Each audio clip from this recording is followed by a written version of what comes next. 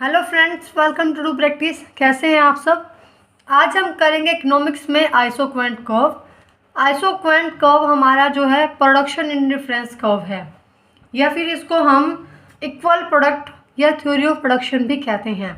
Isoquant curve देखने से पहले आप एक बार चेक कीजिए इंडिफरेंस कर्व की वीडियो जो हमने अपलोड कर रखी है, उसका लिंक आपको डिस्क्रिप्शन में मिल जाएगा।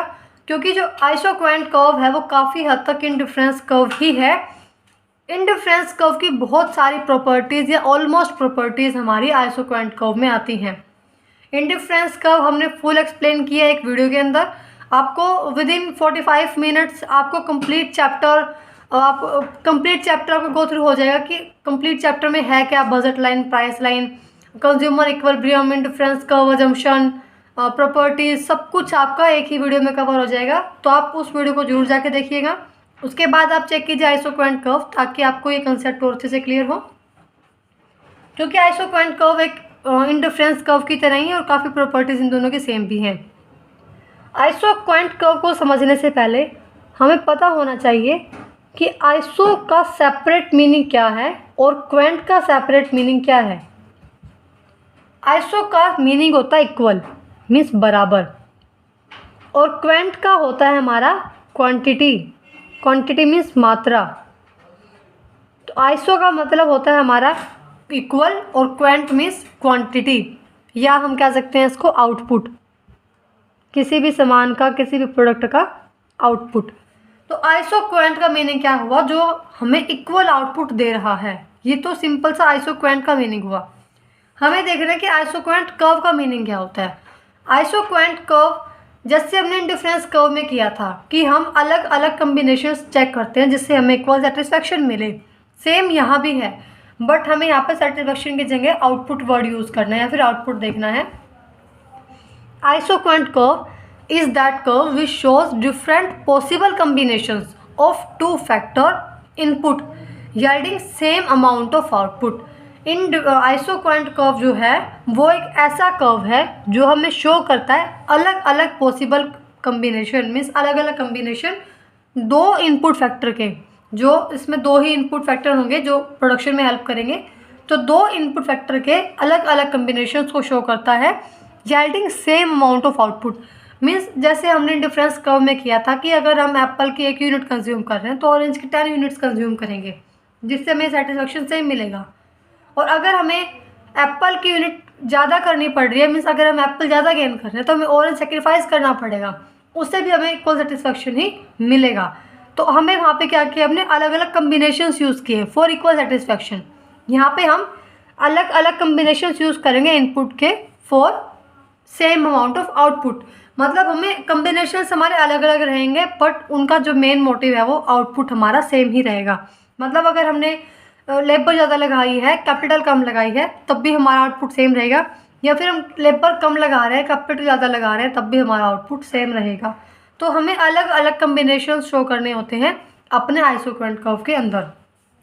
ये तो सिंपल सा मीनिंग हुआ कि अलग अलग कम्बिनेशन शो करना दो इनपुट फैक्टर का जो सेम अमाउंट ऑफ आउटपुट दे। आगे ग्राफ करेंगे तो अच्छे से क्लियर होगा। उसके बाद है आइसोक्वेंट कर्व के अदर नेम्स क्या क्या हैं। आइसोक्वेंट कर्व का एक नेम है, इसको हम इक्वल प्रोडक्ट या आइसो प्रोडक्ट भी कहते हैं। आइसोक्वेंट कर्व को हम production IC means production indifference curve भी कहते हैं।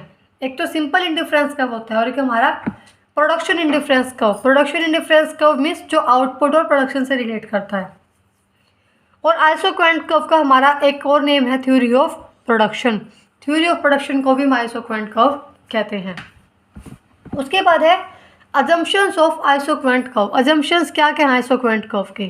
फर्स्ट है 2 वेरिएबल फैक्टर्स ऑफ प्रोडक्शन, कि फैक्टर प्रोडक्शन जो हमारे वो 2 ही रहेंगे और वेरिएबल रहेंगे, 2 फैक्टर प्रोडक्शन रहेंगे। फॉर एग्जांपल हमने लेबर यूज़ की, लेबर और कैपिटल, तो 2 ही हमारे फैक्टर ऑफ प्रोडक्शन रहेंगे, उन्हीं के सहारे हम अपना प्रोडक्शन करेंगे। जैसे हमने बात की थी ना कि 2 फैक्टर्स इनपुट का कम्बिनेशन बनाना, तो हम इन्हीं का फैक्टर का कम्बिनेशन बनाएंगे। ये अजम्पशन है हमारी कि हम 2 ही फैक्टर से, 2 ही इनपुट से अपना प्रोडक्शन कर रहे हैं। सेकेंड है कांस्टेंट टेक्निक। जो हमारी टेक्निक है वो कांस्टेंट रहेगी, मतलब अदर रिमेनिंग कांस्टेंट। सिर्फ 2 फैक्टर से हम प्रोडक्शन कर रहे हैं, बाकी सब कुछ कांस्टेंट है। डिविजिबल फैक्टर्स, जो हमारे 2 फैक्टर हैं लेबर और कैपिटल, दोनों ही डिविजिबल है। नेक्स्ट है technical possibility of substituting one input for another. ऐसा अजम्पशन है कि जो एक इनपुट है वो दूसरे इनपुट का सब्स्टिट्यूट रहेगा। ऐसी पॉसिबिलिटी है कि एक इनपुट दूसरे इनपुट का सब्स्टिट्यूट रहेगा। सब्स्टिट्यूट मीन्स कि जैसे टी एंड कॉफ़ी है, कि अगर हमें टी नहीं मिली तो हमने कॉफ़ी पी ली, या कॉफ़ी नहीं मिली तो हमने टी पी ली। वही यहाँ है कि अगर आपको लेबर कम मिल रहा है तो आपने कैपिटल ज़्यादा यूज़ की, और कैपिटल कम मिल रहा है तो आपने लेबर ज़्यादा यूज़ किया। मतलब दोनों ही जो फैक्टर्स हैं, दोनों ही फैक्टर्स वो एक दूसरे के सब्स्टिट्यूट हैं।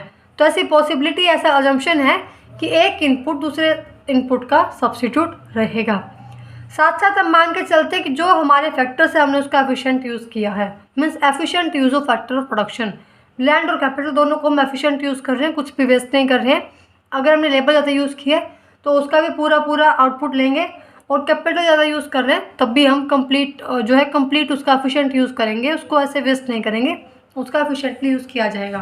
तो 5 अजम्पशन है हमारी कि हम एफिशिएंट यूज़ करेंगे, 2 ही वेक्टर प्रोडक्शन होंगे, बाकी टेक्निक्स कॉन्स्टेंट रहेगी, फैक्टर्स डिविजिबल होंगे, और जो एक इनपुट फैक्टर है वो दूसरे इनपुट फैक्टर का सब्स्टिट्यूट होगा। ये सब हमारे अजम्पशन हैं।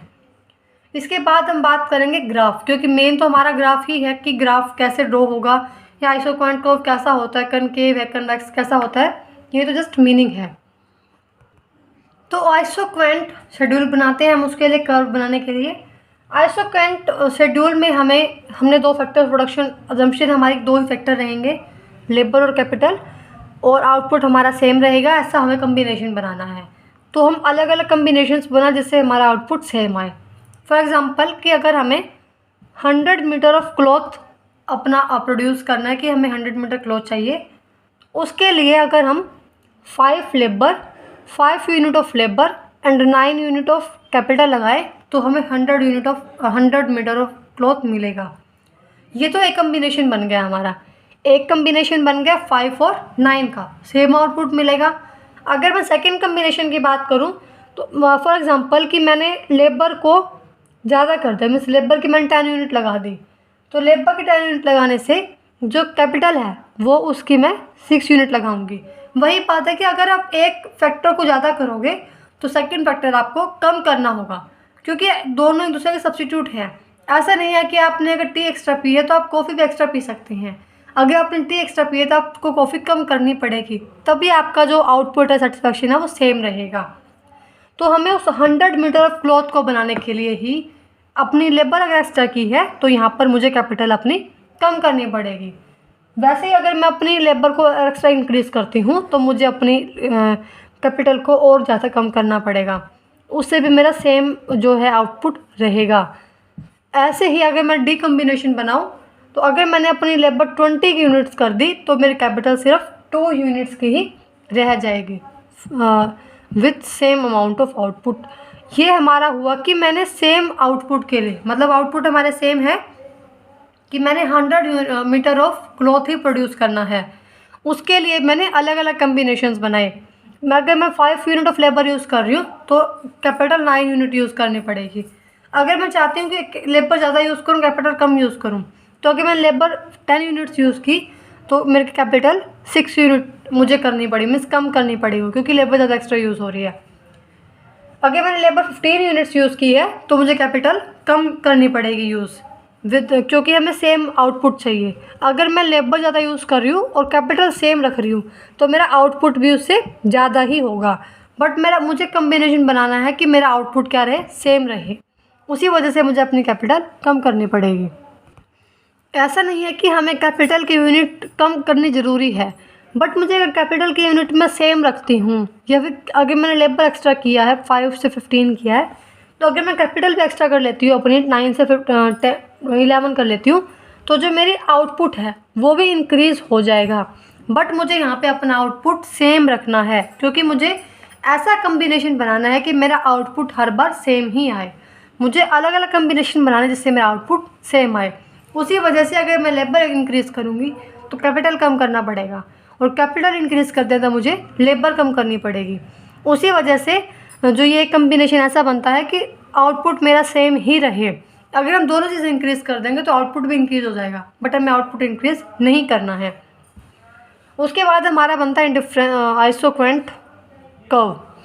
आइसोक्वेंट कर्व बनेगा हमारा, नीचे आ जाएगा लेबर और पॉइंट है, और ये हमारा आ जाएगा कैपिटल। लेबर है हमारा 5, 10, 15 एंड 20, और कैपिटल है हमारी 2, 4, 6 एंड 9। ये हमारी कैपिटल है और नीचे हमारा लेबर है। फर्स्ट कम्बिनेशन है हमारा 5 unit of labour with 9 unit of capital, कि अगर लेबर की 5 यूनिट है तो कैपिटल की 9 यूनिट रहेगी, मतलब ये वाला पॉइंट। सेकंड कम्बिनेशन है हमारा बी, ये ए पॉइंट है। सेकंड कम्बिनेशन है हमारा 10 unit of labour with 6 unit of capital, कि अगर लेबर की 10 यूनिट है तो कैपिटल की 6 यूनिट रहेंगी। थर्ड हमारा कम्बिनेशन बनता है कि अगर मेरी लेबर के 15 यूनिट्स है तो कैपिटल की मेरी 4 यूनिट्स रहेंगी। और फोर्थ कम्बिनेशन बनता है कि अगर जो लेबर है उसकी 20 यूनिट हम यूज़ कर रहे हैं तो लेबर कैपिटल हमारी सिर्फ 2 यूनिट्स ही रहेगी, मतलब हमारा ये वाला पॉइंट बनेगा। तो हमारा इंडिफरेंस आइसोक्वेंट जो कर्व है वो कुछ इस टाइप से ड्रॉ होगा। तो ये हमारा हुआ आइसोक्वेंट कर्व। जो ये अलग अलग कम्बिनेशन है ABCD, बट हर कम्बिनेशन पे हमारा 100 मीटर ऑफ क्लॉथ ही प्रोड्यूस हो रहा है। हर कम्बिनेशन पे हमारा सेम आउटपुट आ रहा है। तो आइसोक्वेंट कर्व हमें वही बताता है कि जो अलग अलग कम्बिनेशन पे सेम अमाउंट ऑफ आउटपुट दे, और इसके अंदर 2 ही फैक्टर प्रोडक्शन रहेंगे, लेबर और capital 2 he factor of production रहेंगे, जो अलग उनका ही हम अलग अलग कम्बिनेशन बनाएंगे जिससे हमें सेम अमाउंट ऑफ आउटपुट मिले। ये हमें शो करता है आइसोक्वेंट कर्व। कम्बिनेशंस अलग है बट आउटपुट सब कम्बिनेशंस एक ही दे रहे हैं, 100 metre of cloth. I hope आपको यहाँ तक समझ में आया होगा आइसोक्वेंट कर्व का मीनिंग, आइसोक्वेंट शेड्यूल और आइसोक्वेंट कर्व। एक बात है, आइसोक्वेंट कर्व है वो हमारा कन्वेक्स है, बिकॉज आइसोक्वेंट कर्व हमारा या तो ऐसे बन रहा है या फिर ये कुछ ऐसे ड्रॉ होगा, क्योंकि ये हमारा है ये ऐसे ड्रॉ हो रहा है। जिसका रीज़न ये है कि अगर हम एक यूनिट एक्स्ट्रा कर रहे हैं कैपिटल की, तो दूसरे की हमें कम करनी पड़ रही है, तो वो कुछ इस टाइप से हमारा जाता है। जो इसी वजह से जो हमारा ये कर्व है वो इस तरीके से बनता है। यही रीज़न है कि हमारा जो पॉइंट है वो कन्वेक्स आइसोक्वेंट कर्व रहता है, क्योंकि अगर एक यूनिट एक्स्ट्रा होगी तो नीचे से लेबर की 1 यूनिट कम हो जाएगी, या लेबर की इंक्रीज़ होगी तो कैपिटल की कम हो जाएगी। उसी वजह से हमारा जो आइसोक्वेंट कर्व है वो कन्वेक्स टू द ओरिजिन बनता है, ना कि कनकेव टू द ओरिजिन। इसके बाद हम करेंगे कि technical marginal rate of substitution क्या होता है।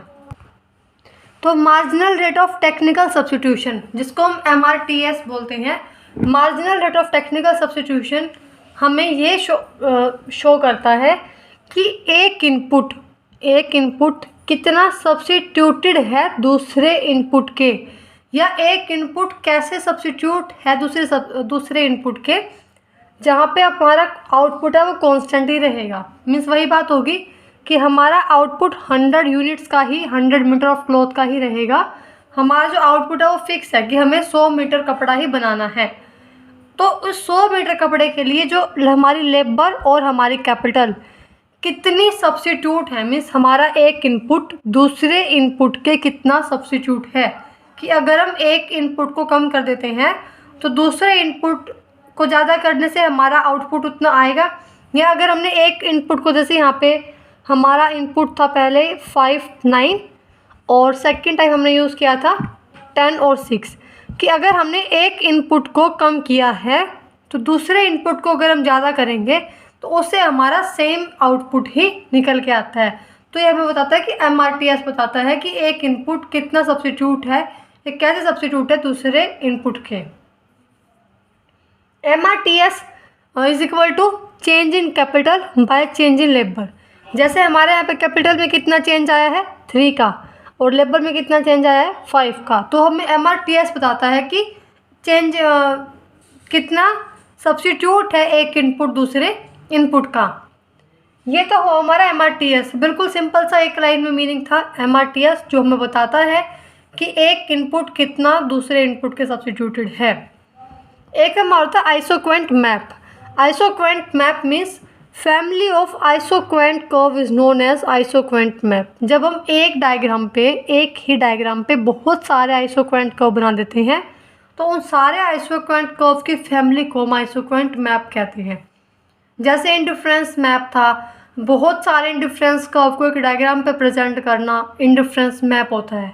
वैसे ही आइसोक्वेंट मैप, जब हम बहुत सारे आइसोक्वेंट कर्व को एक ही डायग्राम पे प्रेजेंट करते हैं तो वो हमारे आइसोक्वेंट मैप कहलाता है। ये हुआ हमारा बिल्कुल बेसिक सिंपल सा meaning with assumptions, isoquant curve, isoquant schedule, MRTS क्या होता है, आइसोक्वेंट मैप क्या होता है, बेसिक हमने कवर कर लिया है। नेक्स्ट वीडियो में हम डिस्कस करेंगे प्रॉपर्टीज़ ऑफ आइसोक्वेंट कर्व। अगर आपको इस वीडियो में, इस टॉपिक में कुछ भी डाउट है यहाँ तक, तो आप कमेंट में पूछ सकते हैं। कमेंट सेक्शन आपके लिए है। वीडियो अगर अच्छी लगी है तो वीडियो को लाइक कीजिए, शेयर कीजिए, कमेंट कीजिए। और साथ साथ अगर आपको वीडियो में कुछ भी डाउट है तो आप कमेंट कीजिए। कुछ आपको कमी लग रही है वीडियो में, रिकॉर्डिंग इशू या फिर ऑडियो इशू, कुछ भी इशू है तो आप कमेंट में बता सकते हैं, ताकि नेक्स्ट टाइम कुछ इम्प्रूवमेंट कर सकें हम। आपको नेक्स्ट टाइम वो दिक्कत ना आए, वो प्रॉब्लम ना आए, तो आप कमेंट में बता दीजिए ताकि इम्प्रूवमेंट हो नेक्स्ट टाइम के लिए। और वीडियो पसंद आए तो वीडियो को लाइक कीजिएगा और चैनल को सब्सक्राइब कीजिए ताकि आपको आने वाली वीडियो की नोटिफिकेशन मिल जाए।